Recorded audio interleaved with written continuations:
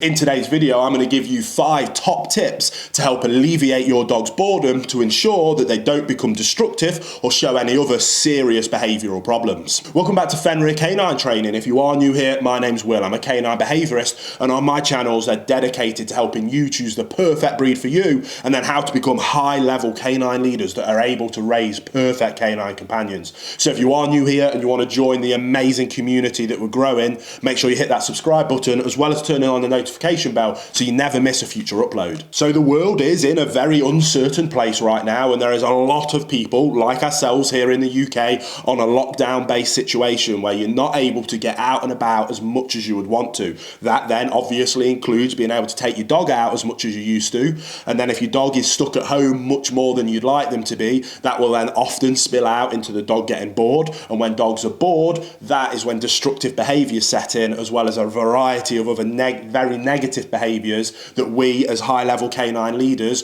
want to avoid at all costs. So I'm going to give you 5 really quick tips that you can implement straight away to ensure that this doesn't happen to you or your canine best friend. Now, a bonus tip and something that I think that absolutely everybody should be doing right now while you're at home spending much more time with your dogs is putting them through my canine bootcamp protocol. If you've never heard about that, the link is down in the description box below and you can find it over on fenrirdogtraining.com. But it's a 1-month intense protocol that will really help you restructure your relationship with your dog, train you to become a really high-level canine leader, as well as being able to implement many different drills and training to level up the obedience. And then when we come out of this lockdown period, you'll have a high-level canine companion that is under control and a dream to be with under absolutely all circumstances. So I would highly recommend you checking that out down in the description box below. But on top of the canine bootcamp, there's definitely things that you can layer on top of that to really help your dog's boredom.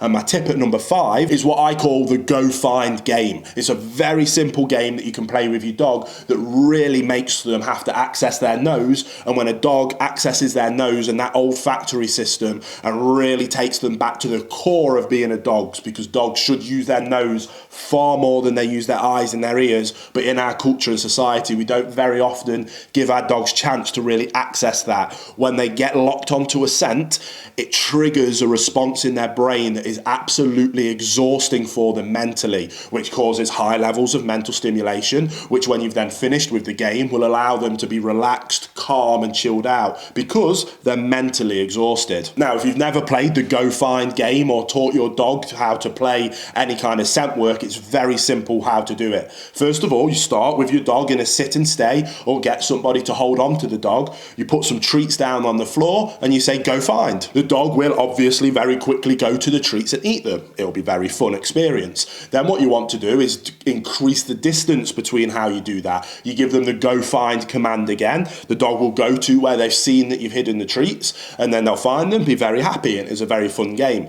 The next layer up from that is you would then show them the treat and put it underneath something, whether that was a cup, underneath a pillow, something out of sight, because then you're going to start to trigger those other senses, most importantly their nose. You then give them the go find command, let them break, they'll run over and they'll start to sniff to find where you've hidden the treat. They'll find it, be very happy with themselves, and it'll be extremely fun. And then from there you just layer it up and layer it up. You increase the distance. You can then start to hide it in different rooms. You can then start to hide it under different objects. You can put multiple objects out, so you could have 5 or 6 pillows out and put the treat underneath one pillow. Give them the go find command and let them spend a few minutes trying to sniff out under the pillows. You can then not only hide it in certain places but make it more difficult for them to access, so they really need to work to get the treat. The more you layer up, the more difficult you make it for the dog. Obviously if you go too far too soon, they just won't understand what the game is, which is why you need to start simple, really teach that go find command,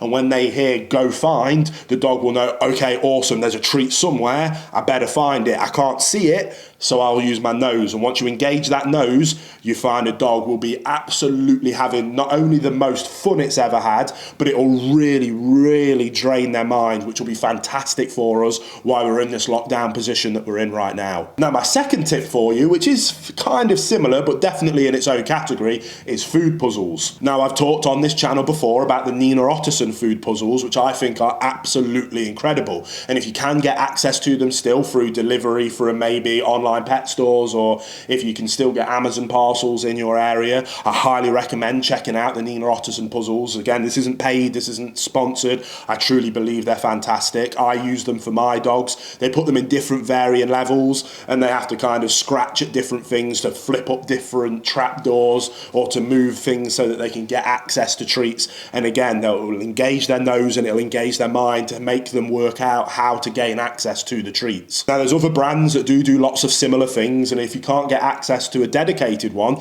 then it is quite simple to make your own. All you need to do is put some food underneath something. You can use plastic cups, you can use plastic Tupperware boxes, you can then layer up putting things on top of the cups or putting things on top of the Tupperware boxes. So they need to use either their nose or their paws to remove things and then be able to flip the stuff over to then gain access to the food. Again, it's all about this concept of trying to drive the scent work to then drive the mind work to then offer the mental stimulation, which will then really effectively those energy levels. And when you bring down those energy levels, you'll also nip those destructive and negative behaviours in the bud. At number 3, we have one of the most simple games you can play with your dog, and as long as you have access to treats, you can do this sporadically through the day, a few times and then leave it. Come back in an hour, a few more times and then leave it. And again, it's very simple. It's called the which hand game. If you've never played this with your dog and it's a game that you want to teach them, you show that there's a little bit of meat in one of your hands, you close your hands and you put them out and you wait until the dog nuzzles at the hand where the treat is. Now, they can either nuzzle it, you can wait till they try and put their paw on it, whatever you want to teach your dog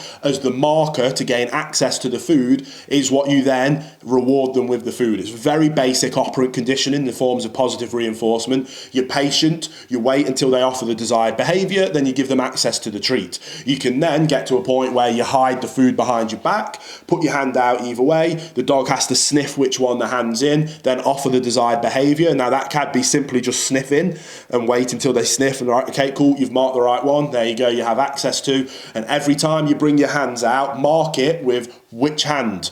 That instigates the game. It's a command to tell your dog, choose which hand the food is in or work out which hand the food's in. If you get it right, you're going to gain access to the food. It's a really quick fire game that you can instigate while you're cooking dinner, you're chopping up some meat or vegetables, save a little bit, play the game with your dog, put them in a sit and stay first. You can layer it up with different drills. You can layer it as a part of a wider obedience drill. You can just make it fun. But again, anything that engages your dog's mind is excellent during this time where we can't engage their mind normally through just going out and playing with other dogs or going out and exploring around forests or woodland. Now, my tip at number 2 is one of my trusty, probably my favourite product in the dog market ever. Yeah, I think that's fair to say, and that is the standard Kong.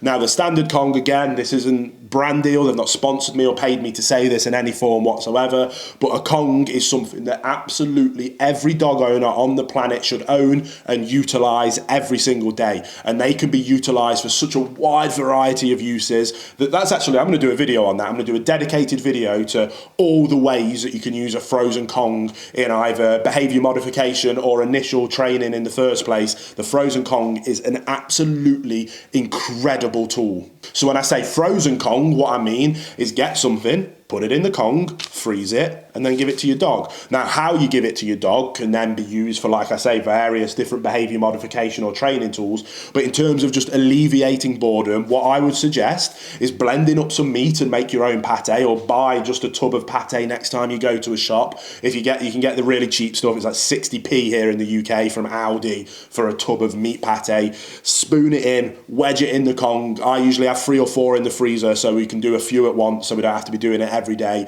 And then anytime the dog, usually my Labrador, if I'm busy working, I'm editing videos, I know I'm going to take him out for a walk in a few hours or do some training or some other drills, but I've really got to get something done. I know, I'll get a frozen Kong. Get a frozen Kong out, give it to him, and that will keep him busy for hours. And because he has to work out and it will move around and he has to hold it steady and he has to work out how to get it out, and because it's frozen, it will last much longer than if you just give it to them raw, that might last a couple of minutes. But you can really keep a dog engaged, busy, happy, and then not doing something they shouldn't be for hours with a frozen Kong. So if you haven't got one, find one available, get it ordered online, get it delivered delivered to you, again, following all the social distancing rules.